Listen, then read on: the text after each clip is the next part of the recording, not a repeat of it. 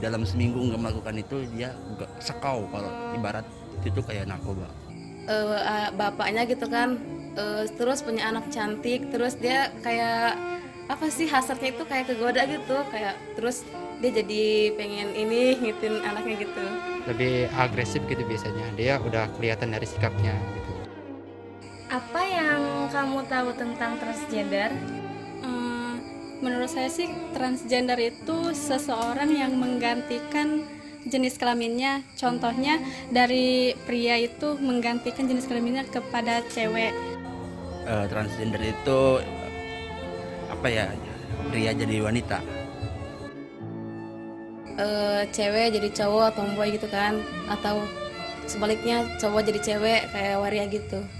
Operasi kelamin bukan? Dari cowok ke cewek, cewek ke cowok gitu. Oh gitu. Iya. Ya udah, makasih Kak ya. Oh iya, sama-sama.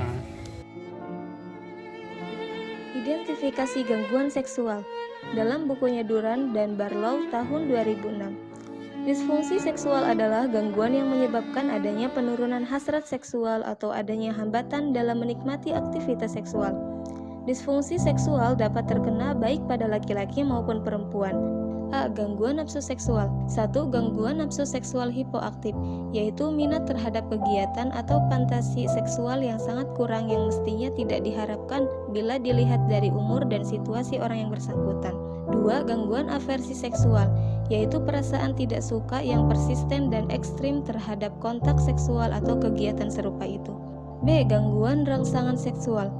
Gangguan-gangguan rangsangan seksual disebut gangguan ereksi pada laki-laki dan gangguan rangsangan seksual pada perempuan. C. Gangguan orgasme. 1. Inhibited orgasme. Orgasme yang terhambat, yaitu ketidakmampuan untuk mencapai orgasme meskipun nafsu dan keterangsangan seksualnya cukup adekuat pada umumnya dialami oleh perempuan dan jarang terjadi pada laki-laki. 2. Female orgasmic disorder atau gangguan orgasme pada perempuan. 3. Male orgasmic disorder atau gangguan orgasme pada laki-laki. 4. Premature ejaculation atau ejakulasi dini, yaitu ejakulasi sebelum orang menginginkannya dengan stimulus minimal dan keadaan ini terjadi berulang kali. D. Gangguan nyeri seksual atau sexual pain disorder adalah nyeri genital berulang kali terjadi yang dialami oleh laki-laki maupun perempuan sebelum, selama, kata setelah hubungan seksual.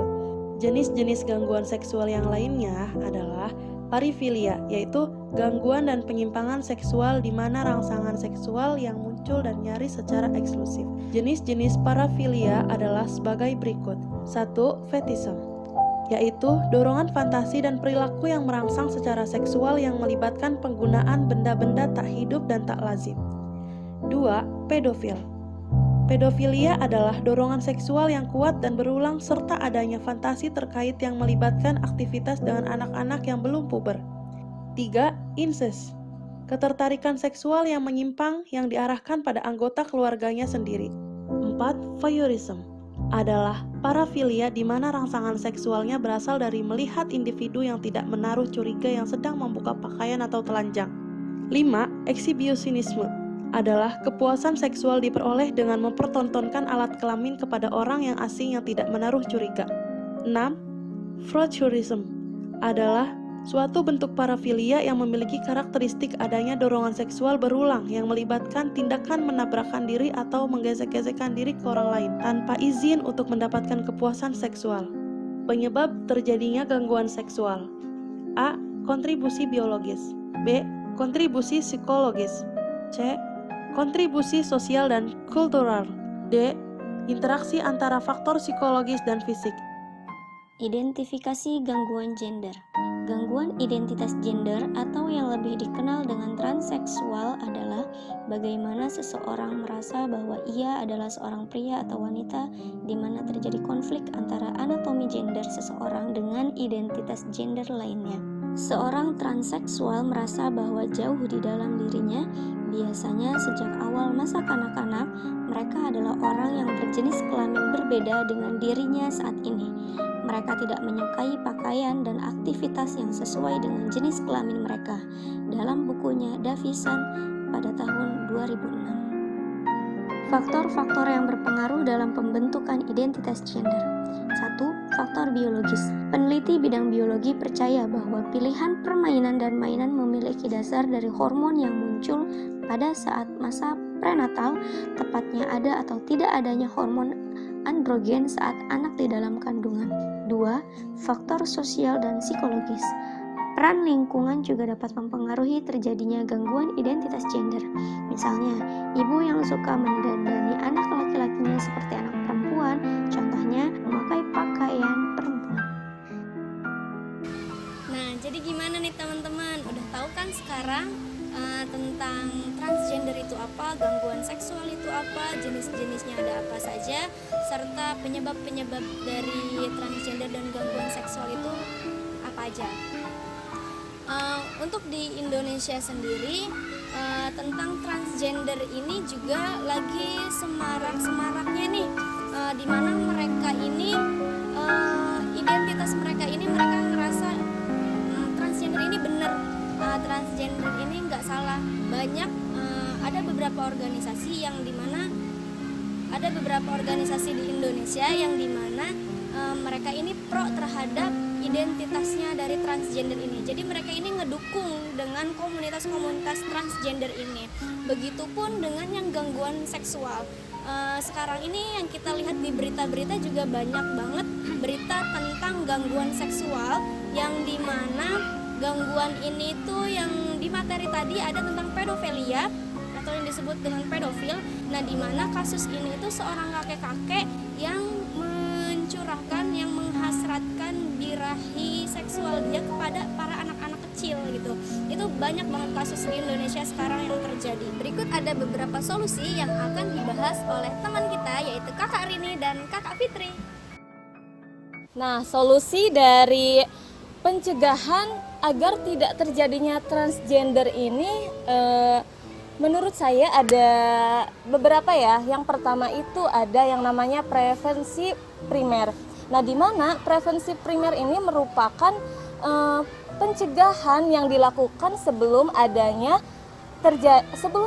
gejala-gejala yang mengarah kepada transgender itu sendiri. Jadi itu yang dimaksud prevensi primer itu ya. Jadi di sini peran orang tua itu sangat penting sekali gitu tuh untuk proses perkembangan si anak ini agar anak tersebut tidak sampai mengarah kepada transgender itu sendiri.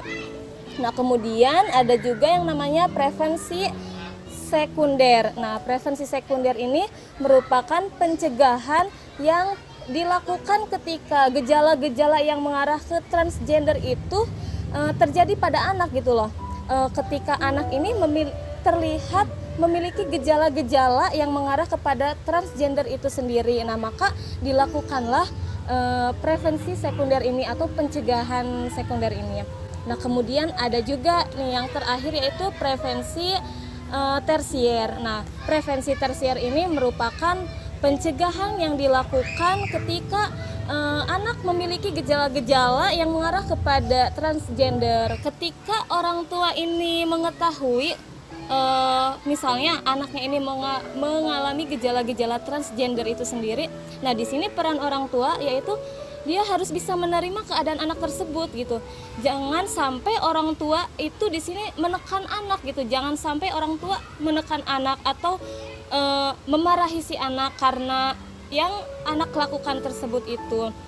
Nah, tapi walaupun orang tua di sini harus menerima keadaan anak, di sini peran orang tua juga harus mengawasi serta mengarahkan. Orang tua mengawasi setiap perkembangan anak tersebut dan juga orang tua harus bisa mengarahkan anak tersebut agar anak tersebut tidak sampai terlalu larut dalam peranan dia sebagai orang lain gitu loh. Nah, ada satu lagi yaitu kita di sini tidak boleh menjudgment orang yang mengalami gejala transgender ini sendiri atau seseorang yang transgender ini sendiri. Kita tidak boleh menjudgment kalau dia itu buruk.